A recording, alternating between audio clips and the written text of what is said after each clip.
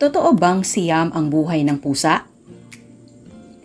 Ang kasabihang siyam ang buhay ng pusa ay isang matandang paniniwala o idiom na tumutukoy sa kakayahan ng pusa na makaligtas sa mga mapanganib na sitwasyong parang hindi agad-agad namamatay o parang may extra silang buhay.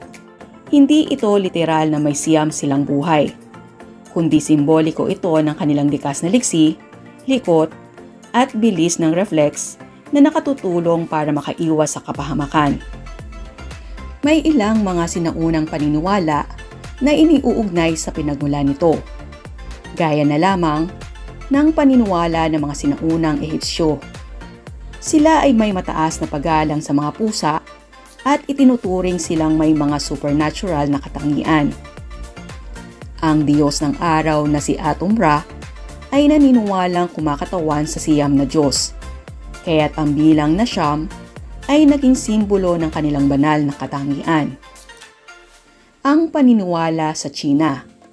Sa Tsina, ang bilang na siyam ay itinuturing na maswerteng numero dahil ito ay kumakatawan sa matagal na buhay.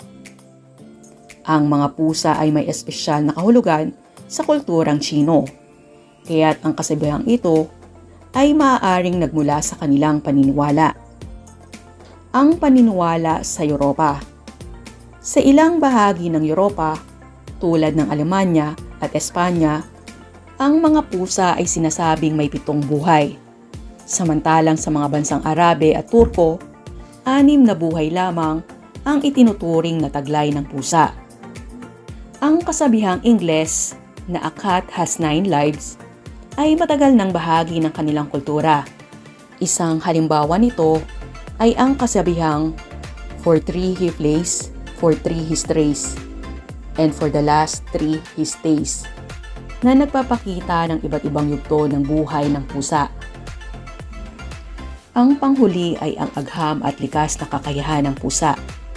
Ang mga pusa ay may natatanging kakayahan na magbalanse at magtuwid ng kanilang katawan kapag nahulog, isang katangian na tinatawag na righting reflex. Dahil dito, madalas silang nakakaligtas sa mga aksidente.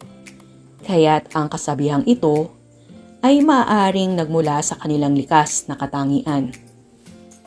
Bagamat walang tiyak na pinagmulan, ang kasabihang siyam ang buhay ng pusa ay nagmula sa iba't ibang kultura at paniniwala na nagbigay diin sa natatanging katangian ng mga pusa.